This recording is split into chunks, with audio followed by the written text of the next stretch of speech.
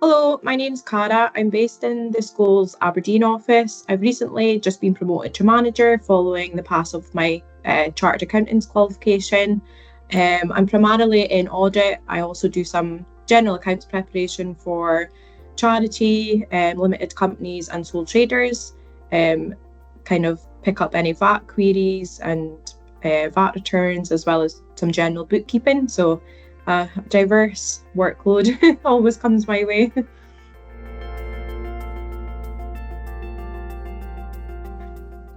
Funnily enough, it's quite cliche, but I actually enjoyed it when I was at secondary school. I had a great teacher. I kind of started the class not with my usual group of friends, and immediately I was like, no, this isn't for me. I want to be in, it was actually business management all my friends went for, not accounting. But my teacher talked me around and said, no, you're good at this. I think you should stick at it. And yeah, she was really good. It was a small class, so you managed to get some kind of one-on-one help, which yeah, I really enjoyed it. I clicked with the numbers, so that's kind of led me to where I am today.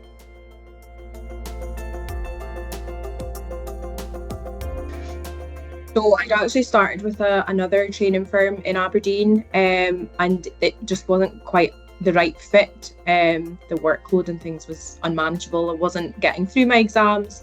So it was my manager. Actually, when I started at Scholes, we both came from the same firm. We were both looking for new jobs, and luckily Scholes decided to take us both. So she put me forward for the job after she kind of interviewed here. So yeah, we came together, and yeah, the team's been great. I've managed to get through all my exams, as I've said. So yeah, it's been a much better fit.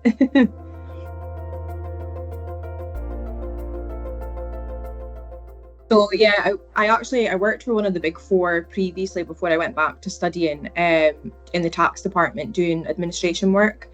And I kind of seen the tax side and thought, no, that's not what I want to be doing. Wasn't quite sure about the audit side because I know the hours of work that kind of go into it, but I've kind of just fallen into audit with doing audit and accounts throughout my training.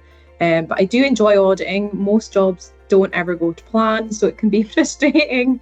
But I like the auditing side. You're kind of going back to look at how the performance was, and I like making sure things are correct. So it kind of checks a box somewhere in my head. I like things to be right and balanced at the end of the year. But yeah, auditing, it's kind of I've had a lot of new clients, obviously being at schools in the last year. But yeah, I've had kind of charities as well as limited companies. Yeah, it's just been a couple of different sectors. One's kind of in like the drilling equipment, one's kind of training, different things.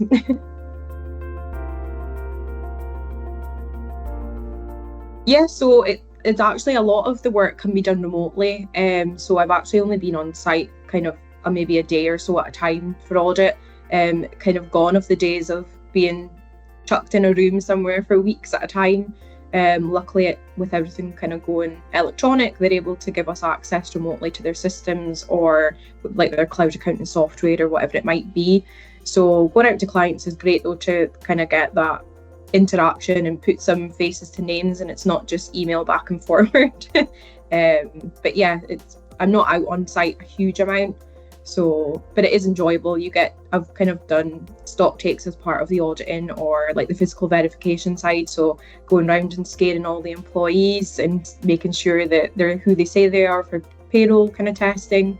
So yeah, it can be good fun being out on site. It's a change of scenery. Get to see what the clients do kind of day to day. Although it's always different when we're there and taking up their time. Just kind of be upfront and communicate as much as possible. So if we encounter any issues, it's going to them with questions and kind of understanding why they've calculated something the way they have, because we might be missing part of the puzzle. Just keeping kind of clear communication. Obviously, I have had difficulties in my auditing career because clients can always think I'm doing something the right way. And auditing standards can be quite strict in some areas and different accounting policies and things like that. So yeah, just need to kind of communicate with them and keep them up to date, set up any calls or any queries they have. Just, yeah, always keep the communication flowing. Ask as many questions as possible, try and understand the client as well as their system. I've had an audit where they basically had two kind of separate companies almost running under the same roof, so things were being accounted for completely different. So understanding one and it not fitting into the other takes a bit of time, but yeah, it's just about understanding. And from their side, they also need to understand sometimes they're not right, and they take on board any adjustments that need to be made for the accounts to be in a good place.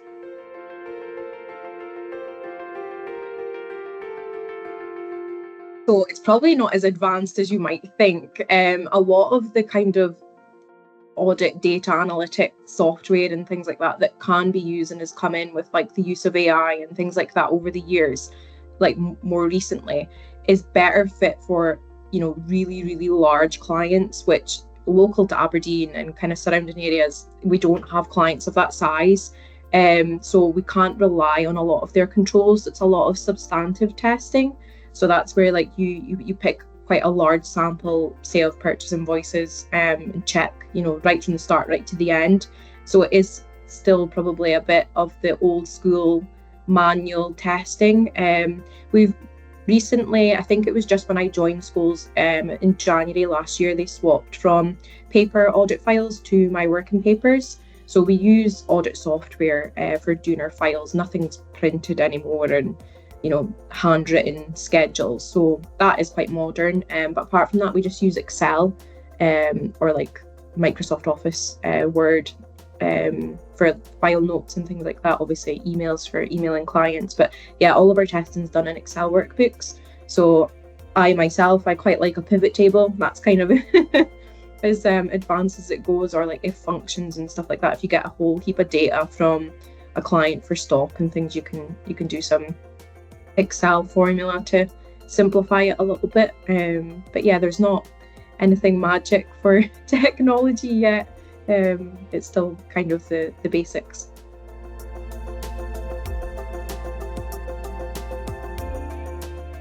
So with my working papers, they're really good. So they get updated. All the working schedules will get updated as any legislative changes come in. So recently, I think it was probably toward maybe the middle of 2023 was like the last big change, where the whole kind of planning section of audit files changed.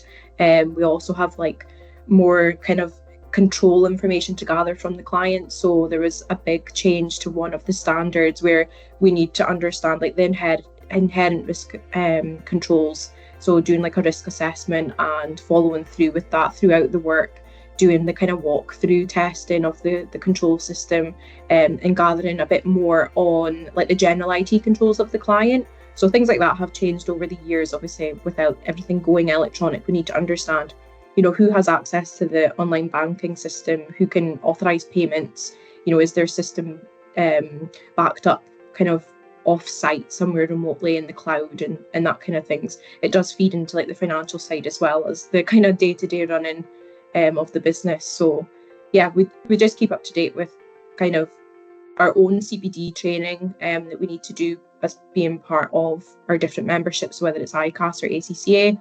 But yeah, the My Working Paper software, which has all our lead schedules on it, keep us in the right direction.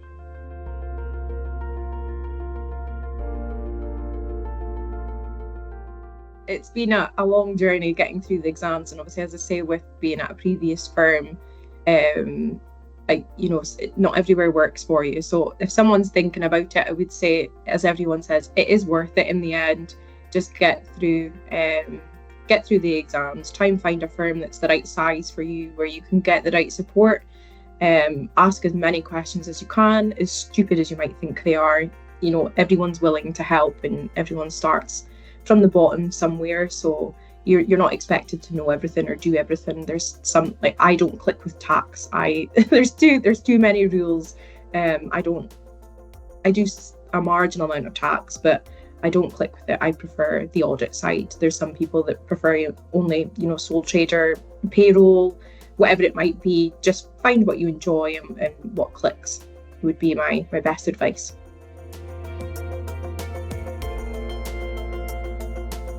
So I'm now a chartered accountant, so I can have the nice CA after my name. So I actually got exemptions from doing the courses at uni. So you need to get a certain, I think it's a C and above, or maybe a B and above, to get the exemptions for the first year of ICAS. They've actually just recently changed all the syllabus, so it's slightly different from when I started. There used to be 6 exams at TC level, so it's test of competence.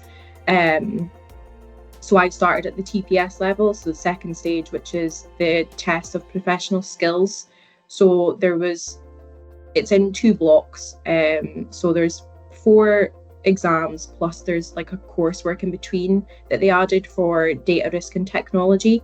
So there's audit and assurance, I can't remember exactly what tax, but there's a tax one, financial reporting, and strategic finance and modelling. Awful subject. So it's well known that the TC stage is kind of the basics where you start. You could go in having done no accountancy before. I don't know why anybody would do that, but it is possible. It's very basic, but it's still exams. They're difficult. But the second stage, the TPS stage, is definitely the hardest. It is changed from years ago where it was very like definition based to more kind of relative practical work. And as I say, they added in a new module for kind of the data side and technology side kind of evolving. So that's a 3 written bits of coursework where you have to prepare. It was like a report kind of style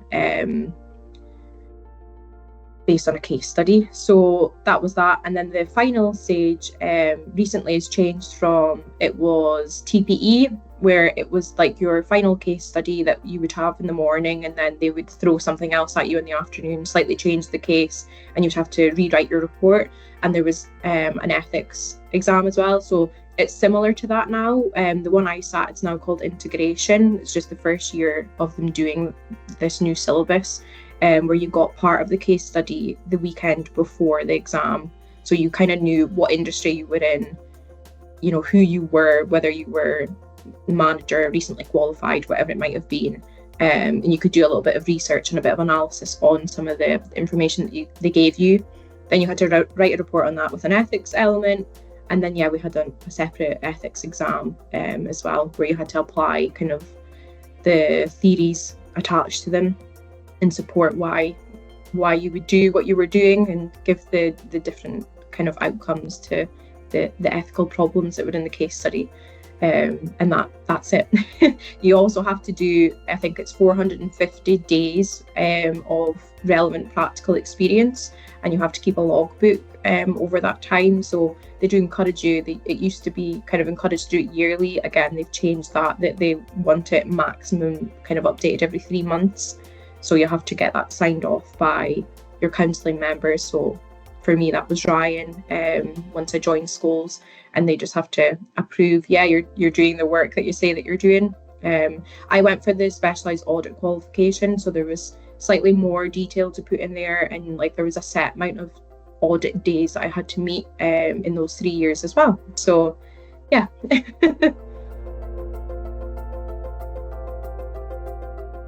Still finding out, but I would say so. It does really benefit your career kind of long term. Obviously the pay increases are nice that come with exam passes, so it's quite a nice incentive.